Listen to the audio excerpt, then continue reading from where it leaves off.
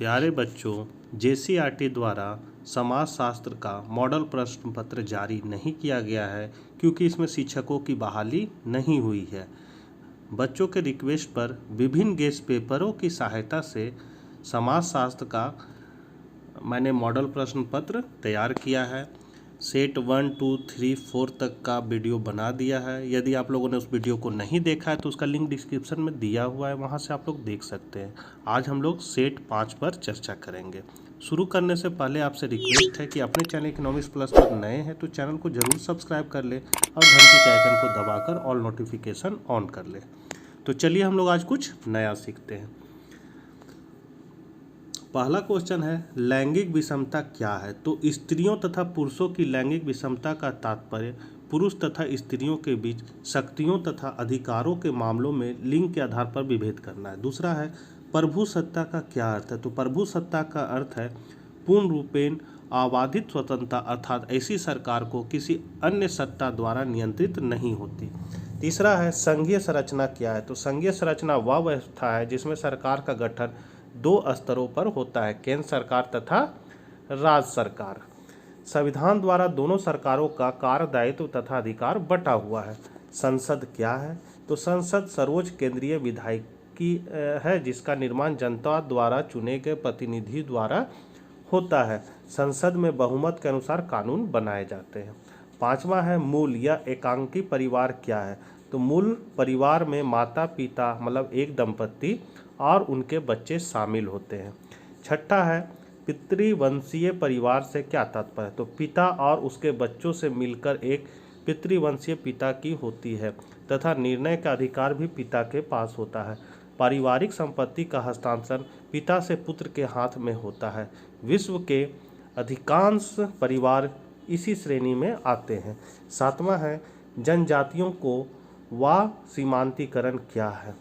तो जनजातियों का बाह्य सीमांतीकरण एक प्रक्रिया है जो जनजातियों की समुचित आर्थिक, शैक्षणिक, सांस्कृतिक और राजनीतिक सुविधाओं को न मिलने के कारण क्रियाशील होता है। यहाँ पर वाह की जगह बाह्य होगा, बाह्य सीमांतीकरण। 8वां नंबर क्वेश्चन है, झारखंड आंदोलन का एक परिचय दे। झारखंड आंदोलन का आरंभ संथाल परगना के संथाल जनजातियों द्वारा सन 1920 में किया गया था। सन 1939 में इसका नेतृत्व जयपाल सिंह के हाथों में आया तो झारखंड मुक्ति मोर्चा की स्थापना हुई। सन 1964 में मुंडा तथा संथाल नेताओं ने अलग अलग झारखंड पार्टियां बना ली। सन 1973 में झारखंड मुक्ति मोर्चा के नाम से पुनः एक संगठन बना जिसके बढ़ते प्रभाव के फलस्वरूप 15 नवंबर सन 2000 को अलग झारखंड राज्य की स्थापना हुई। 9वां है, पण्यीकरण या वस्तुकरण की अवधारणा को स्पष्ट करें। तो पण्यीकरण तब होता है जब कुछ चीज़ें या प्रक्रिया जो पहले बाजार का हिस्सा नहीं थी अब वह बाजार में मिलने वाली वस्तु हो जाए। जैसे पारंपरिक रूप से पहले विवाह परिवार के सदस्यों द्वारा तय किया जाता था, पर अब व्यावसायिक विवाह ब्यूरो की भरमार है जो वेबसाइट या किसी अन्य मतलब किसी और माध्यम से लोगों का विवाह तय करते हैं और इसका मेहनताना लेते हैं। 10वां है, जाति व्यवस्था से क्या समझते हैं? तो भारतीय समाज की एक प्रमुख विशेषता जाति व्यवस्था है जो समाज के अस्तित्वकरण में महत्वपूर्ण भूमिका अदा करती है। जाति जन्म द्वारा निर्धारित होती है। प्रत्येक जाति का क्रम सोपान का वर्णन है। इस क्रम में क्रमशः ब्राह्मण, क्षत्रिय, वैश्य और शूद्र हैं। उच्च जातियाँ प्रायः उच्च सामाजिक और आर्थिक परिस्थिति की थी जबकि निम्न जातियाँ प्रायः निम्न आर्थिक परिस्थिति की होती है। लेकिन आधुनिक काल में जाति और व्यवसाय के संबंध में शिथिलता आई है। इससे आज अमीर और गरीब हर जाति में पाए जाते हैं। 11 क्वेश्चन है, क्षेत्रवाद की समस्या पर प्रकाश डालें। तो भारत में क्षेत्रवाद भाषाओं, संस्कृतियों और धर्मों की विविधता कारण पाया जाता है। इसके कारण लोग देश और समाज को भूलकर अपने क्षेत्र के विकास को प्राथमिकता देते हैं। स्थानीय भावनाओं के कारण क्षेत्र के आधार पर आंदोलन होते रहे। कुछ राज्यों में क्षेत्रवाद के चलते सीमा तथा जल विवाद कायम है। क्षेत्रवाद की समस्या के कारण जब भावनाएं उग्र हो जाती है तो विभाजन की बात होती है। जब कभी भी क्षेत्रीय विषमताएं उग्र हुई, देश और राज्य का विभाजन हुआ।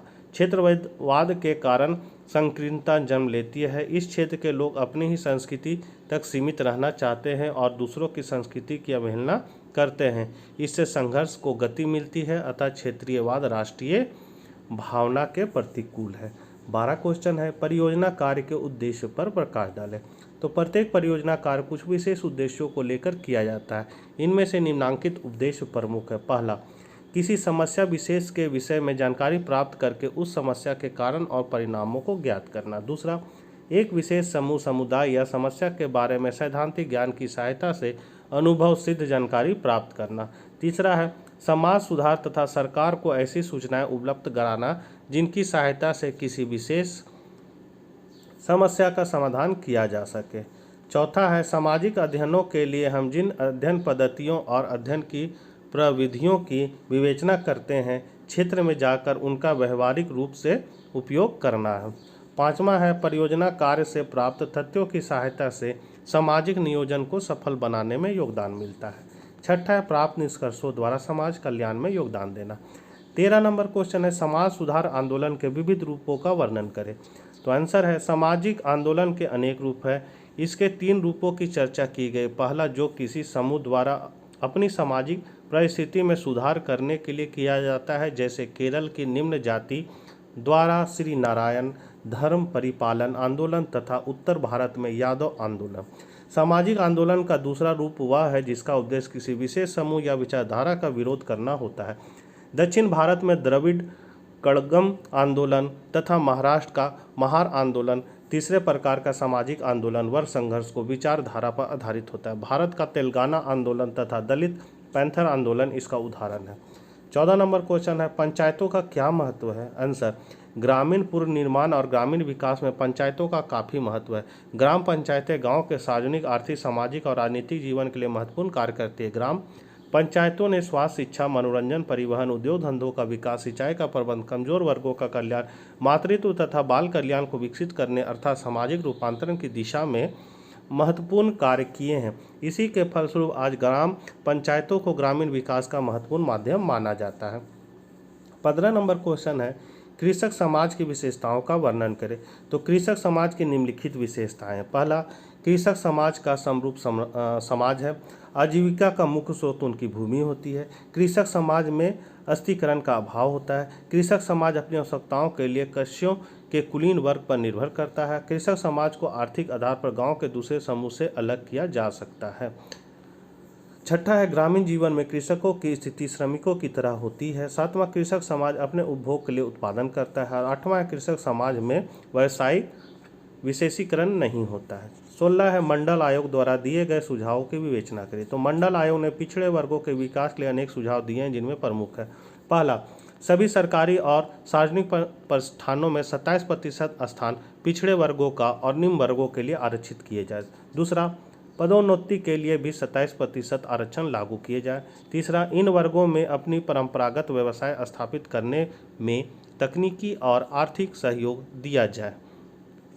पिछड़े वर्गों के भूमिहीन श्रमिकों को भी भूमि वितरण अनुसूचित जातियों एवं अनुसूचित जनजातियों की तरह किया जाना चाहिए। पांचवा, पिछड़े वर्गों में साक्षरता बढ़ाने के लिए एक समयबद्ध योजना लागू की जाए। 17 क्वेश्चन है। 17वां है स्त्रियों की समानता के लिए किए गए संघर्षों का वर्णन करें। तो पुरुषों और स्त्रियों के बीच लैंगिक असमानता प्रकृति की देन है। इस असमानता का कारण सामाजिक भी है, अतः लिंग भी जाति और वर्ग की तरह ही सामाजिक विषमता और बहिष्कार का एक रूप है। अतः लैंगिक असमानता के विरुद्ध अनेक आंदोलन हुए। कई सुधारकों ने स्त्रियों के अधिकारों के लिए संघर्ष किया। राजा राम मोहन राय ने सती प्रथा का विरोध किया। बॉम्बे प्रेसिडेंसी के सुधार रनाल्डे ने विधवाओं के पुनर्विवाह के लिए आंदोलन चलाया। ज्योतिबा फुले ने जातीय और लैंगिक अत्याचारों के विरुद्ध आवाज़ उठाई।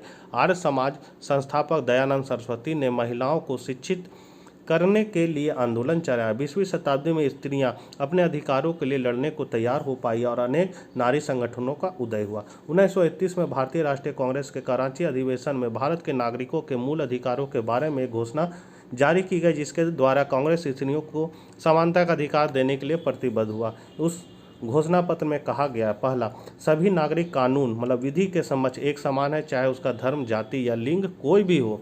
दूसरा, किसी भी नागरिक को उसके धर्म, जाति या लिंग के कारण रोजगार, सम्मान का पद दिए जाने में अयोग्य नहीं ठहराया जाएगा। तीसरा, स्त्रियों को मत डालने, प्रतिनिधित्व करने और सार्वजनिक पद धारण करने का अधिकार होगा। 1970 के दशक में आधुनिक मुद्दे, पुलिस अभिरक्षण में स्त्रियों के साथ बलात्कार, दहेज के लिए हत्या, असमान विकास के लैंगिक परिणाम आदि पर विशेष रूप से ध्यानाकर्षित किया गया। उन्हें अधिकार संपन्न करने के लिए संयुक्त राष्ट्र संघ ने 1975 में अंतर्राष्ट्रीय महिला वर्ष घोषित किया। उनके अधिकारों की रक्षा के लिए संविधान ने अनेक प्रावधान लाए गए और उनके लिए कानून बनाए गए। फिर भी 21वीं सदी में लैंगिक अन्याय के नए रूप उभर कर सामने आ रहे हैं। लैंगिक अनुपात में काफ़ी अंतर आ रहा है, अर्थात स्त्री पुरुष अनुपात में अंतर आ रहा है। यह बालिका भ्रूण हत्या के कारण तथा बालिकाओं के विरुद्ध सामाजिक पक्षपातपूर्ण रवैये के कारण उत्पन्न हो रहा है। तब पुनः एक बार नए रूप से स्त्री अधिकारों के लिए संघर्ष करना होगा, तभी उनके अधिकारों की रक्षा हो सकेगी। 18 नंबर क्वेश्चन है, पंचायतों के अधिकारों एवं कार्यों का वर्णन करें। तो आंसर, तीनों स्तरों पर पंचायतों के अधिकार और कार्यों की संविधान संशोधन अधिनियम 1992 में एक सूची दी गई है। इसी सूची के आधार पर राज्य सरकारों द्वारा पंचायतों के अधिकार और कार्य तय किए जाते हैं। पंचायतों के कार्यों की सूची में 30 कार्यों का उल्लेख है, जिसमें महत्वपूर्ण है। पहला, कृषि विकास, भूमि सुधार और चारागाहों का विकास करना। दूसरा, ग्रामीण क्षेत्रों में लघु सिंचाई योजनाएं, पीने का पानी, तालाबों और पोखरों की व्यवस्था करना। तीसरा, पशुपालन, मछली पालन, दूध उद्योग आदि का विकास करना। चौथा, सड़कों और सार्वजनिक भूमि के किनारे वृक्षारोपण करना। पांचवा, कुटीर उद्योगों, कृषि उद्योगों और लघु उद्योगों का विकास करना। छठा, ग्रामीण आवास कार्यक्रमों को लागू करना। सातवां, ग्रामीण क्षेत्रों की सड़कों, पुलियों आदि का निर्माण और रखरखाव की जिम्मेवारी। आठवां है ग्रामीण विद्युतीकरण करना। नौवां है गरीबी उन्मूलन से संबंधित कार्यक्रमों को लागू करना। 10वां है प्राथमिक और माध्यमिक स्तर की शिक्षा की व्यवस्था करना। 11 है गांव में स्वास्थ्य और स्वच्छता कार्यक्रम को लागू करना तथा परिवार कल्याण कार्यक्रम को प्रोत्साहित देना। 12 है महिला और बाल विकास के कार्यक्रम को लागू करना। 13 क्षेत्र के आर्थिक विकास के लिए योजनाएं तैयार करना। 14 है सार्वजनिक वितरण प्रणाली की व्यवस्था करना। 15 अनुसूचित जातियों, अनुसूचित जनजातियों और कमजोर वर्गों के लिए विशेष कार्यक्रम बनाना और उन्हें लागू करना। और अगला है पंचायत के क्षेत्रों में मेलों, बाजारों और हाटों की व्यवस्था करना। 19 नंबर क्वेश्चन है, राष्ट्रीय जनसंख्या नीति 2000 की प्रमुख विशेषताओं का वर्णन करें। तो मार्च 2001 में भारत की जनगणना 101 करोड़ थी, अतः जनसंख्या वृद्धि की दर को कम करने के प्रयत्न किए जा रहे हैं। 1975-76 में एक राष्ट्रीय नीति का निर्माण किया गया, जिसमें जन्म दर को कम करने के विभिन्न उपायों पर जोर दिया गया। राष्ट्रीय जनसंख्या नीति 2000 में जनसंख्या को स्थिर रखने के संबंध में नई नीति की घोषणा की गई, जो निम्नलिखित है। पहला, जन्म दर, प्रजनन दर के साथ साथ मृत्यु दर को विकास की धारणीय स्तर तक कम करना। अगला है प्रजनन और शिशु स्वास्थ्य की देखभाल हेतु सुविधाएं देना। तीसरा है जनसंख्या शिक्षा के प्रसार पर बल देना तथा 14 वर्ष की आयु तक विद्यालय शिक्षा को अनिवार्य बनाना। चौथा है विवाह की आयु को बढ़ाना तथा बाल विवाह प्रतिबंध अधिनियम 1976 को कठोरता से लागू करना। पांचवा, प्रजनन को कम करने संबंधी उपायों की सूचना, परामर्श और सेवाओं को जन जन तक पहुंचाना। छठा, एड्स के प्रचार को नियंत्रित करना तथा कोई अन्य संक्रामक रोगों को प्रतिबंधित और नियंत्रित करना। तो बच्चों, समाजशास्त्र का 5वां मॉडल का मैंने उत्तर बता दिया है। आप लोग उसको अच्छा से कर लीजिए, बढ़िया से एग्ज़ाम लिखिए। मेरी शुभकामनाएं हैं आप लोगों के साथ। मिलते हैं नेक्स्ट वीडियो में। जय हिंद, जय भारत।